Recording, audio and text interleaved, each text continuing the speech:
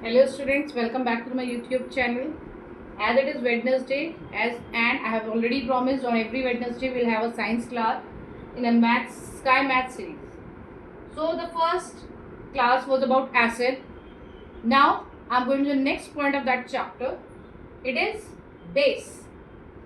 The base is a soapy touch. It means when we touch the base, it will give us a soapy touch. बहुत चिकना होता है touch करने में. Next term comes is alkali.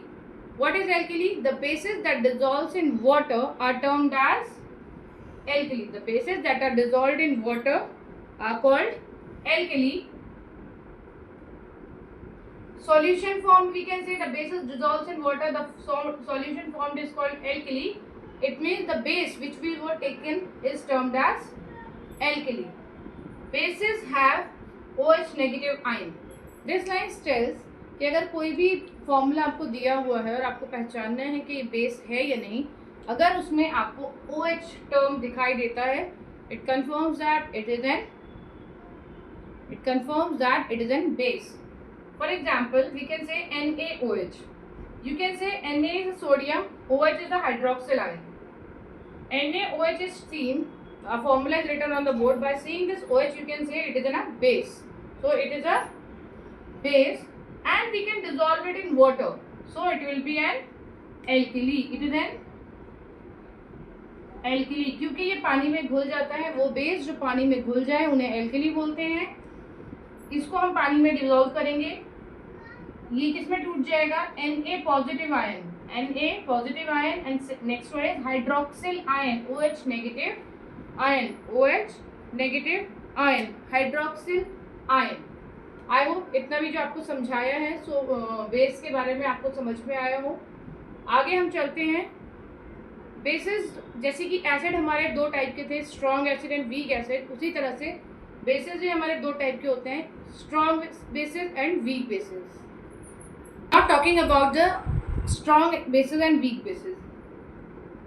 First, the basic point how we can distribute the strong base and weak base is the ability to lose an OH negative ion shows the strength of base. It means जैसे ही हम solution form करते हैं base का, वो कितनी जल्दी और कितना ज़्यादा OH नेगेटिव आयन में टूट जाएगा या कितनी जल्दी अपने आयनाइजेशन हो जाएगा, उससे पता चलता है कि वो स्ट्रॉन्ग बेस है या वीक बेस है. जैसे कि स्ट्रॉन्ग बेस कंप्लीटली आयनाइजेस का मतलब है कि ये अपने जो आयंस हैं, जैसे कि हमारा एग्जांपल है sodium hydroxide, that is NaOH.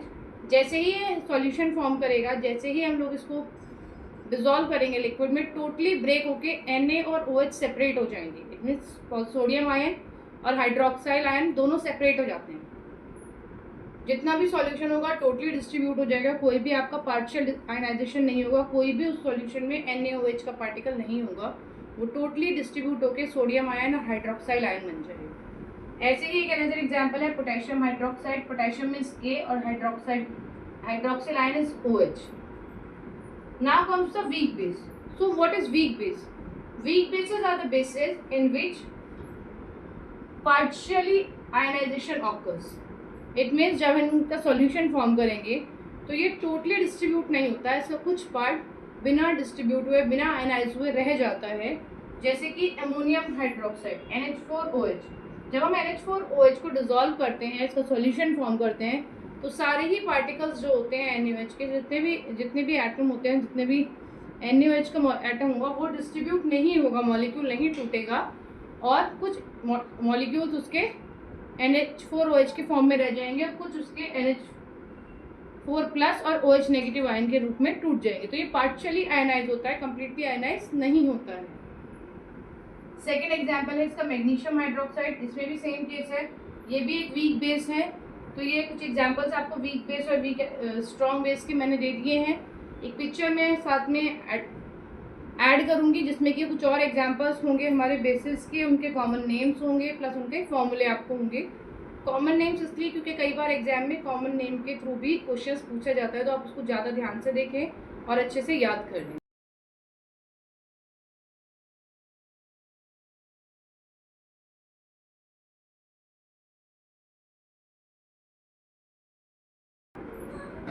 Now, as we have studied what is strong base, what is weak base, all the things we have studied about bases, next comes the property of bases. Their taste is bitter.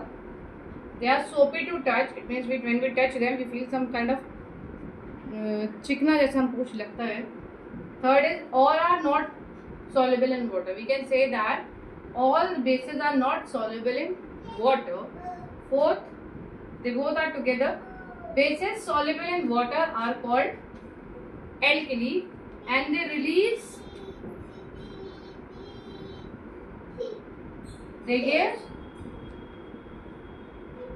OH negative ion. They give OH negative ion. Strong bases are corrosive, इसीलिए उनको ध्यान से handle करना चाहिए. अगर उनको हमारी body से टच करेगा तो वो जल भी सकता है. Sixth, base plus acid gives salt and water. That is basic definition, basic reaction for base. Seventh, they are colorless, odorless. Colorless means they are just like water. They do not have any kind of color. They are odorless. They do not have any kind of smell. Except ammonia. Ammonia is the only base which have the smell, which have a pungent smell, जिससे हमें nose में जलन हो जाती है. The fourth base we are going to study about use is ammonium hydroxide, NH4OH. It is used in the manufacture of fertilizer, dye, rubber and plastic. The next is sodium hydrogen carbonate, NaHCO3. It is used in baking. Baking soda कहते हैं इसको commonly. ये हमारे घर में जो छोले उबालते हैं, केक बनाते हैं, उसमें जो बेकिंग पाउडर चलता है वो यूज़ होता है. सेकेंड है treatment of ant sting. Ant जब चींटी हमें काट लेती है तो हमारी बॉडी में जो फॉर्मिक एसिड जाता है जो चींटी के अंदर होता है, उसको न्यूट्रलाइज करने के लिए हम लोग सोडियम हाइड्रोजन कार्बोनेट का यूज़ करते हैं. सो आज की बेस की क्लास में इतना ही. होप आपको हमारी क्लास समझ में आ रही है. जो टॉपिक्स मैं क्लियर कर रही हूँ, मैं जानती हूँ कि बहुत लेंथी हो जाता है, बट स्टिल कि छोटी छोटी चीज़ें जो आप बुक से रीड करते हैं उसको आप वीडियो में पाएँ और उसको आप समझने की कोशिश करें और अच्छे से अपनी पढ़ाई पर ध्यान दें.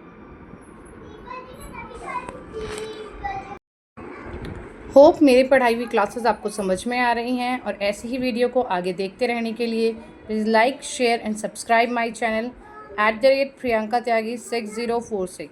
Stay healthy and have fun.